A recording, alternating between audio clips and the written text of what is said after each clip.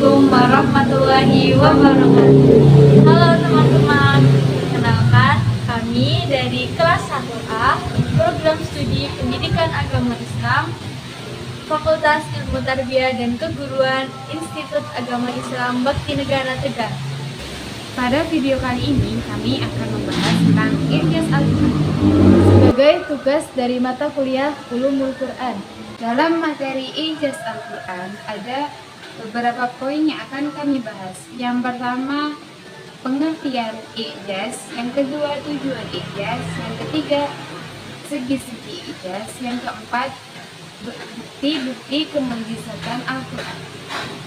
Langsung saja masuk ke poin yang pertama, yaitu pengertian ijaz. Ijaz secara harfiah berarti melemahkan atau membuat tidak berdaya.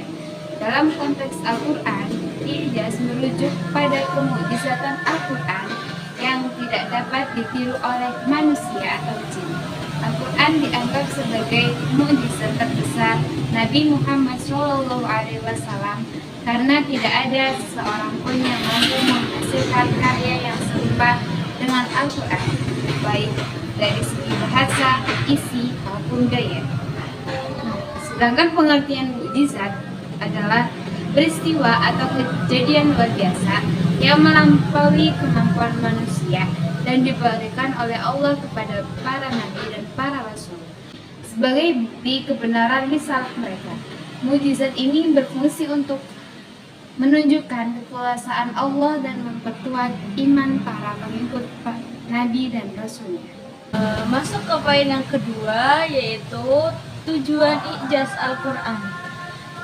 Yang pertama, mengukuhkan kenabian, mengukuhkan bahwa Nabi Muhammad SAW benar-benar adalah utusan Allah Subhanahu wa Ta'ala.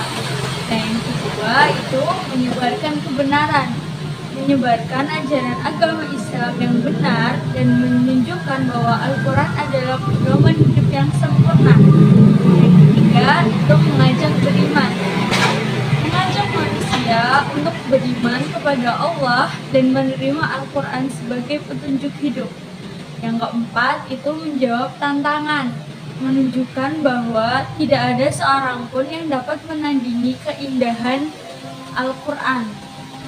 Poin yang ketiga adalah segi-segi ijaz Al-Quran. Yang pertama, dari segi bahasa, Al-Quran diturunkan dalam bahasa Arab dengan keindahan dan kefasihan yang sangat luar biasa. Susunan kata-kata, ritme, dan gaya bahasa Al-Quran tidak dapat ditiru oleh siapapun, bahkan oleh penyair sekalipun. Gaya bahasa unik dalam Al-Quran berbeda dari prosa atau puisi Arab sehingga sulit untuk menirunya.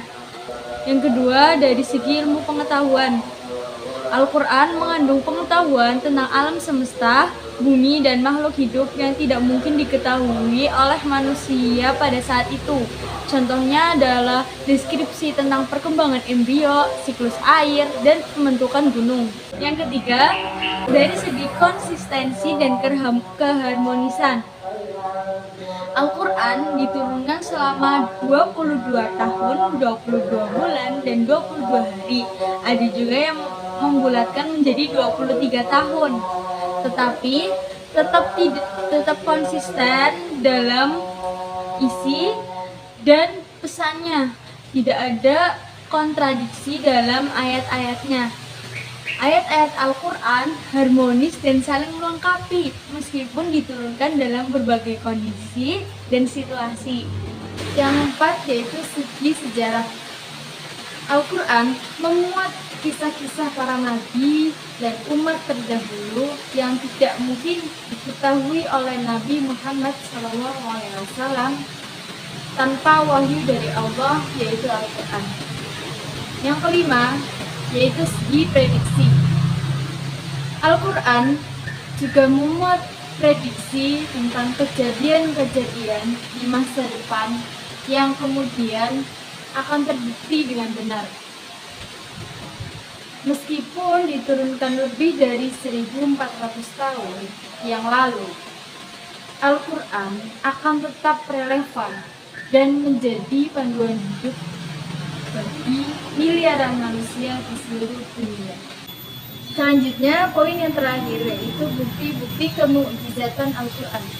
Ada beberapa bukti, yaitu yang pertama, keindahan dan ketinggian bahasanya. Tantangan Al-Quran kepada manusia untuk membuat sesuatu yang serupa dengannya telah menjadi bukti dari keunikan Al-Quran. Penjelasan ini terdapat dalam Quran Surat Al-Isra ayat 88. Yang kedua, dilihat dari berita-beritanya. Al-Quran menyebutkan banyak peristiwa gaib, baik yang telah terjadi di masa lalu maupun yang akan terjadi di masa depan nanti. Contohnya adalah berita tentang kemenangan Romawi terhadap Persia yang dijelaskan dalam Quran Surat Ar-Rum ayat 2-3. Yang ketiga, dilihat dari fakta-fakta ilmiahnya. Banyak ayat-ayat Al-Quran yang mengandung informasi ilmiah yang baru dibuktikan oleh ilmu pengetahuan modern. Contohnya, yaitu air sebagai sumber kehidupan.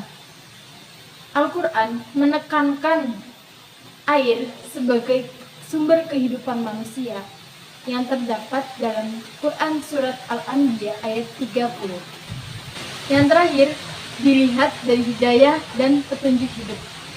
Al-Quran memberikan petunjuk hidup yang lengkap dan komprehensif untuk seluruh aspek kehidupan manusia, baik spiritual, moral, sosial, maupun ekonomi. Petunjuk ini tetap relevan sepanjang masa dan dapat diterapkan dalam berbagai situasi maupun kondisi. Dari materi yang kita jelaskan, dapat disimpulkan bahwa ijaz Al-Quran adalah bukti kebenaran dan keunikan Al-Quran sebagai kitab suci yang diturunkan oleh Allah Subhanahu wa Ta'ala.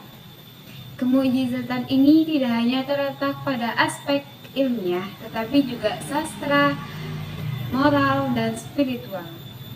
Demikian video pembahasan ini, semoga bermanfaat untuk pembelajaran ke depannya. Dengan saya, Dumria Salsabila, Saya Nafisa. saya Hilma Rahyatul Jannah, pamit undur diri, dadah. Wassalamualaikum warahmatullahi wabarakatuh.